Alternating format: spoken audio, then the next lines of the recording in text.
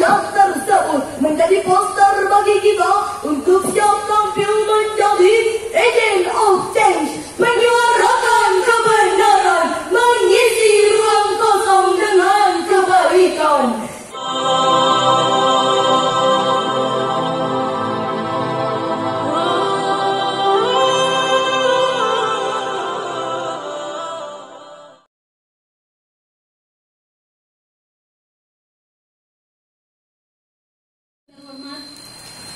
Ketua dan anggota Majelis Hakim Cabang Musabaqah Syarhil Quran,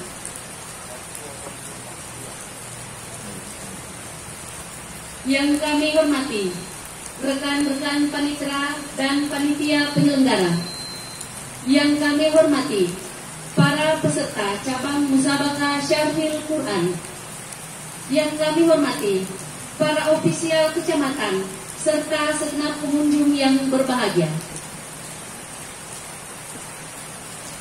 Pertama-tama, marilah kita senantiasa memanjatkan puji dan syukur kita kehadirat Allah Subhanahu wa Ta'ala, karena malam hari ini kita bisa hadir di tempat ini dalam rangka Musabaqah Tilawatil Quran ke-47 tingkat Kabupaten Kolaka dalam golongan Musabaqah Syarhil Quran.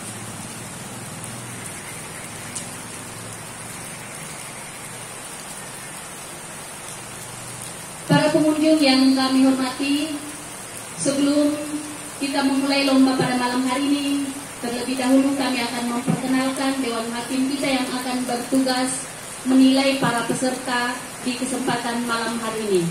Yang pertama, Bapak Dr. Andrus Haji Agus Ramadan MA selaku Ketua Majelis Hakim merangkap anggota. Terima kasih Pak Haji. Yang kedua, Bapak Dr. Andrus Haji Baharudin MSI. Pak Haji, ini diimpor dari Korea ini Pak. Kalau orang pemenang Kolaka pasti mengenal beliau, Kolaka Raya pasti kenal. Selanjutnya Bapak Saleh Sutrisna SAG MA. Jangan lupa like, comment, subscribe di YouTube channel MNC Menyapa. Selanjutnya ibu kita yang paling cantik, Ibu Rabiana SPDI, yang sebelah kanan saya yang pakai jilbab pink. Berdiri Bu.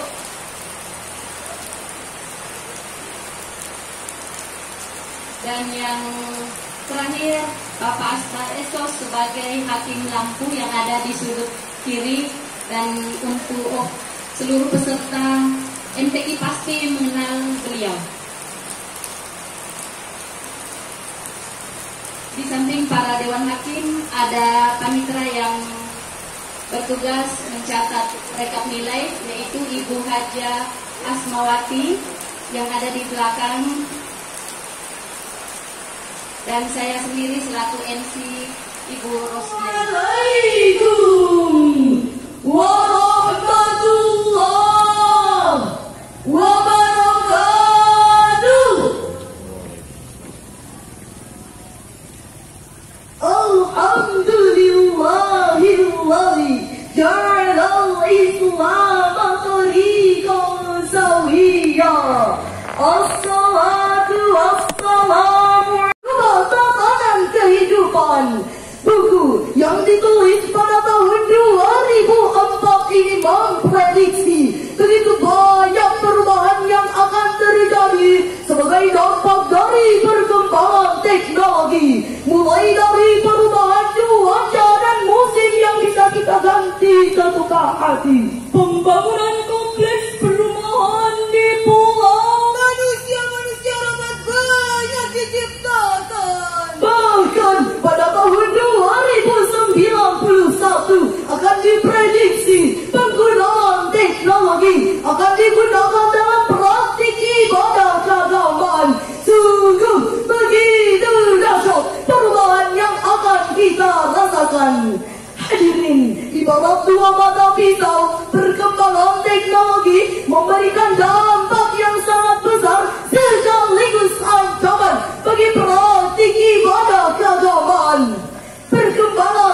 teknologi informasi telah mengantarkan kita pada era di mana dakwah semakin tersebar luas tak terbatas, dari 3 lokal hingga internasional, dari dunia nyata hingga ke dunia maya, dari masjid ke biara hingga gereja, yang mendengarkan puluhan hingga jutaan, kajian yang menggunakan kitab kuning dan tebal, hingga kitab berbasis digital.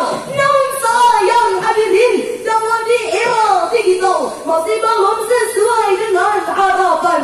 Masih banyak dai-dai yang gagap teknologi, sehingga media banyak diisi oleh tayangan yang merusak pikiran dan hati, seperti tayangan pornografi dan porno aksi, drama berita kontroversi, ancaman hoax dan provokasi. bahkan media menjadi sarana penyebaran ideologi yang bisa merubah jati diri generasi muda bangsa ini. Jika ini dibiarkan hadirin, maka generasi muslim yang akan datang semakin terdegradasi. Mengingat betapa pentingnya hal ini hadirin, maka pada musabaqah Syariah Quran ini kami akan menyampaikan judul syarahan penguatan moderasi beragama melalui platform digital dengan landasan Al-Quran surah An-Nahl ayat 125.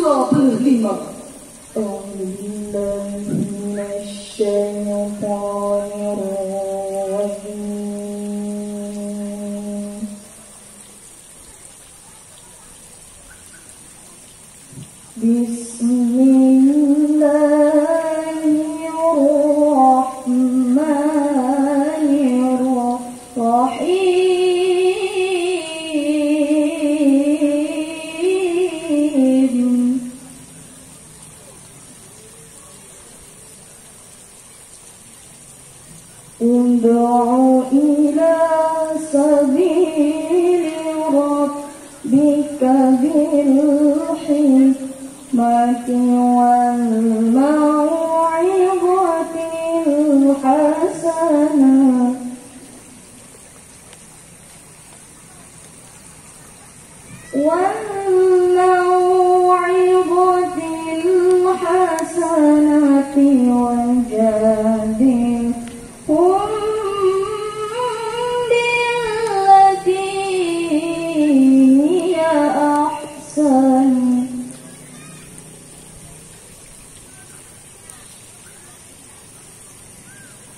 Inna rabbaka huwa a'lamu biman dhalla an sabilihi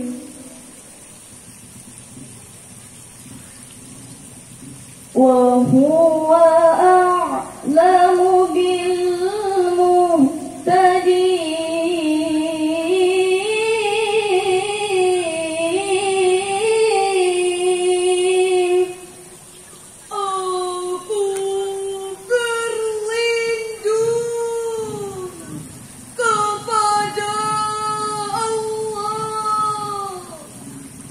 Dari godaan syaitan.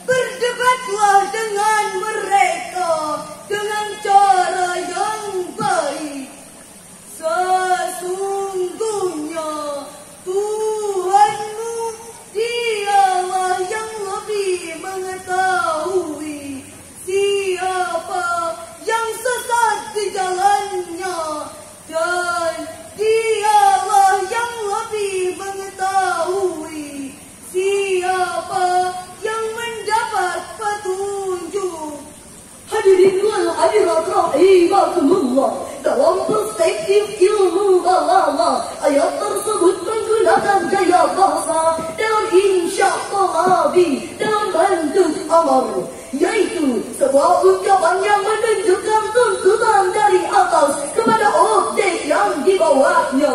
Dengan demikian, dakwah para wali songo, prinsip dakwah yang dipegang adalah menang tanpa tanding dan lulung tanpa bala, melahirkan sebuah terobosan dakwah melalui pagelaran wayang.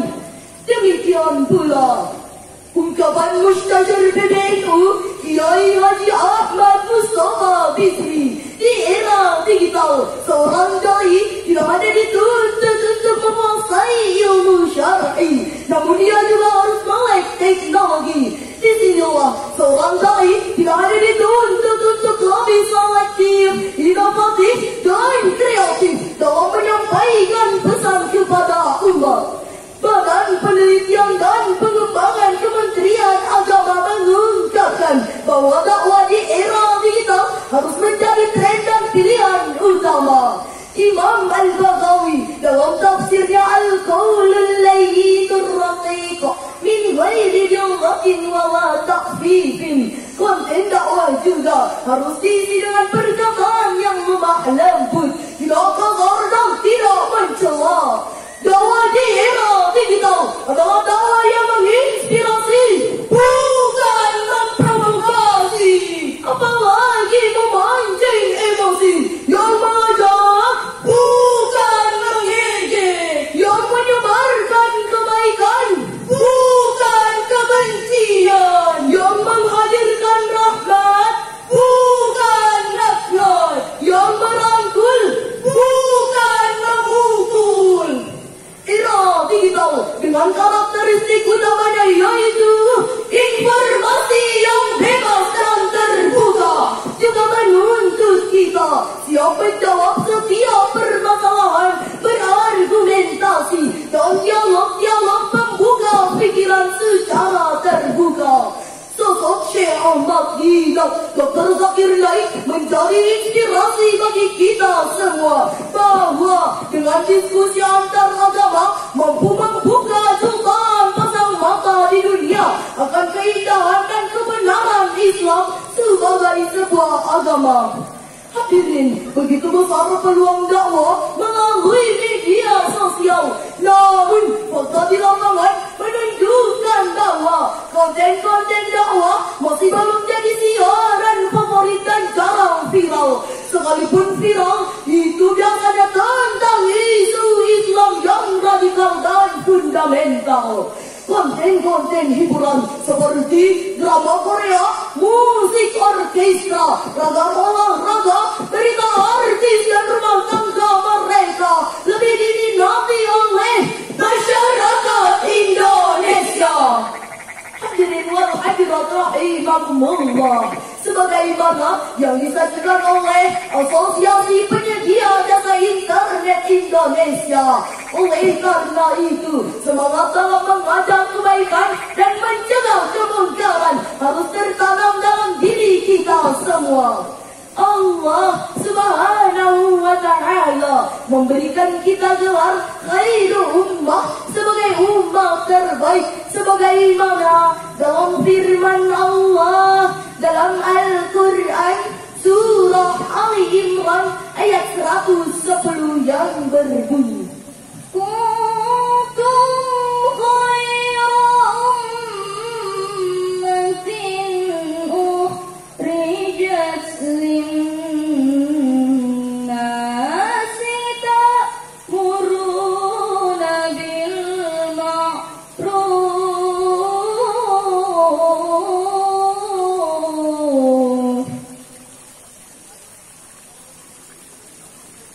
wa tanhauna 'anil munkari wa tu'minuna billah.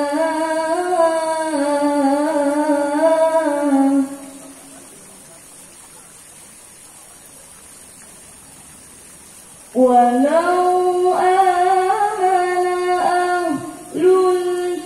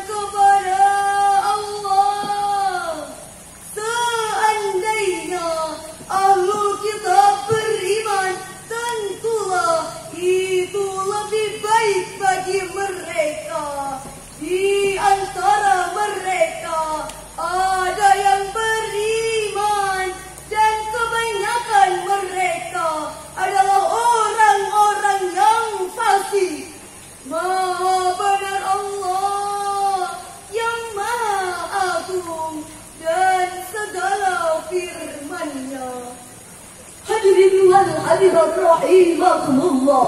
Menurut beberapa ulama tafsir seperti Imam Al-Qurtubi, At-Tabari dan Imam Al-Baghdadi menyebutkan bahwa yang dimaksud dengan khairu ummah adalah kita sebagai umat Nabi Muhammad sallallahu alaihi wasallam. Mengapa dikatakan sebagai umat terbaik? Jawabannya adalah karena agama yang telah Allah berikan untuk kita dan dakwah kita. Nahnu afdalu minkum wa dinuna khairum mimma tad'unana ilaihi. Ayat tersebut menjadi poster bagi kita untuk siap tampil menjadi agent of change, menyuarakan kebenaran, mengisi ruang kosong dengan kebaikan.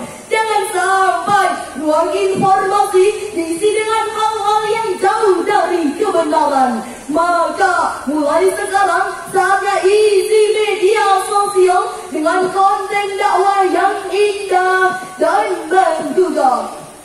Pada kesempatan kali ini kami mengajak para hadirin untuk menyampaikan salam rindu kepada Nabi Muhammad sallallahu alaihi wasallam, sang penerima wahyu Al-Quran. Assalamu alayka ya Rasulullah. Assalamu alayka ya Habibi, ya Nabi Allah, ya Rasulullah. Dari uraian tadi dapat disimpulkan bahwa penguatan moderasi beragama melalui platform digital juga dapat dilakukan pada dua bagian. Yang pertama, penguatan moderasi beragama dari era tradisional ke era digital. Yang kedua, dari konten dakwah yang monoton menjadi asyik ditonton. Dari narasi yang penuh benci menjadi narasi yang menginspirasi. Dari debat yang menegangkan menjadi debat yang menyenangkan. Tetap bersama meski pandangan kita berbeda. Jangan-jangan membeli benang.